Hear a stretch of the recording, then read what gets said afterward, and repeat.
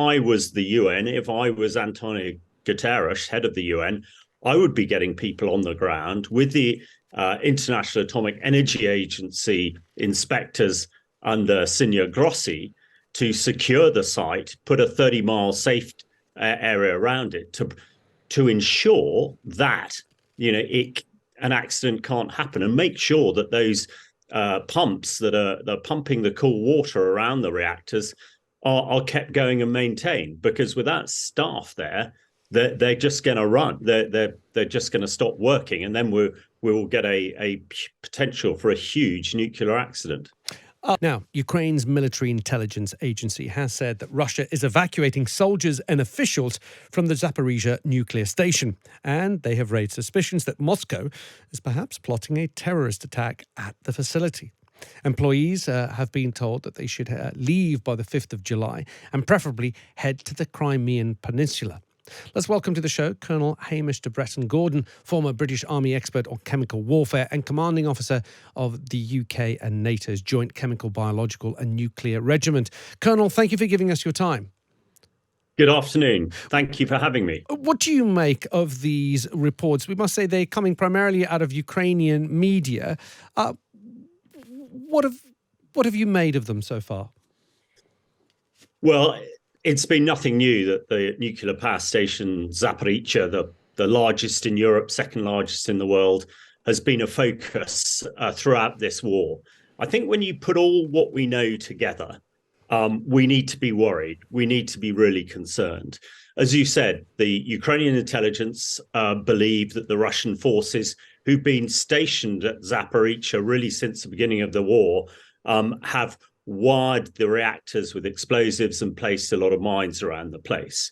We just look back a few weeks to the Kharkov dam, which again, before it was blown up, Ukrainian and other intelligence suggested that the Russians had wired that for explosives, and they absolutely had done.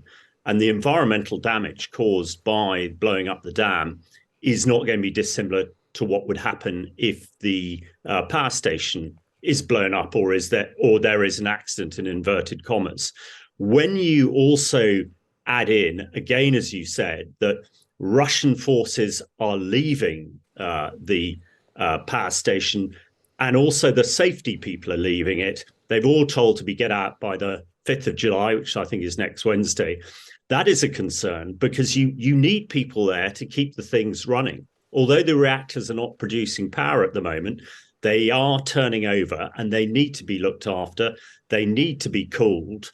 We know that the water in the which is cooling them has been affected by the explosion at the dam. So again, that's critical. And the final bit is, from a purely military perspective, the Zaporizhzhia power station is in a critical area. It is likely that is an area of thrust that Ukraine would want the offensive to go down. So you could see why the Russians might want to put a block there. And also the latest predictions about the contamination, and it does change depending on the weather, is showing that all that contamination, that nuclear radiation, is going to go across most of the rest of Western Ukraine, probably into Poland and Germany as well. So it's not going Russia-wise. So you add all that together and, yeah, we're pretty concerned. Colonel, what do you make? Anthony Lloyd has written a piece for The Times today, and he's reporting that the Director General of the International Atomic Energy Agency, Rafael Marino Grossi, has done an inspection of the power plant.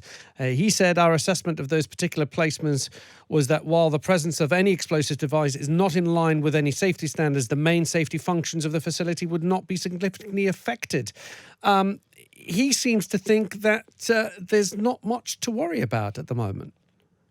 Well, I'm not sure that I think you can interpret that you sort of how you like, and having 500 Russian soldiers based there, and fighting around there is not what you'd want in a nuclear power station. I think the critical thing is that they're moving out and they're taking the safety staff with them. That is a real concern.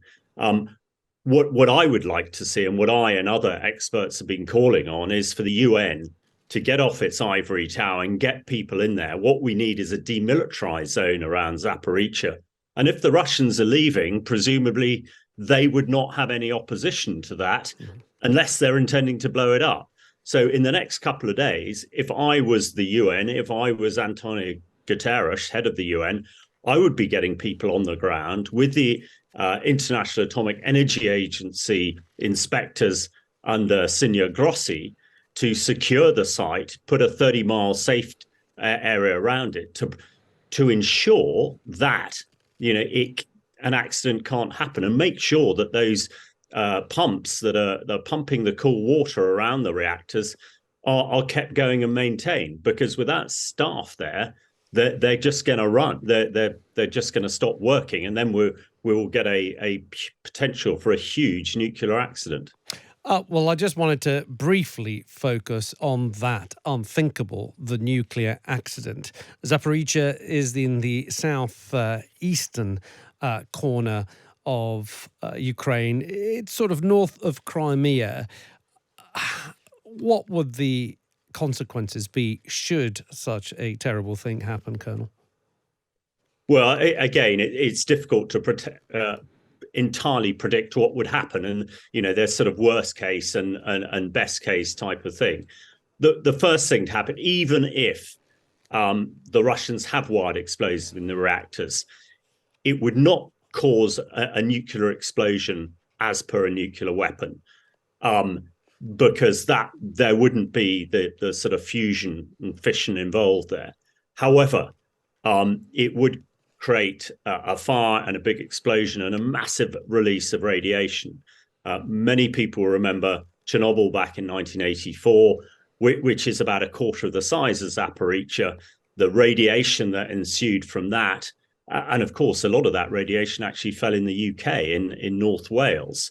So it is likely that an explosion or an accident would create a lot of radiation, a lot of cesium and uranium would be spread across predominantly Western Ukraine. At the moment, the weather conditions might change. At the moment, predominantly Western Ukraine into Poland and Germany as well. So, and how much radiation and contamination happens really very much depends on what size the fire and explosion would be and the atmospheric conditions at the time. Okay. But it would be pretty disastrous, and radiation takes years and years and years to clean up, and of course takes, in some cases, thousands of years to break down to safe levels. Of course. Well, let's hope we don't get to that. Colonel, thank you so much for giving us your time. I really appreciate it. Pleasure. Colonel Hamish de Bretton-Gordon there, former British Army expert on chemical warfare.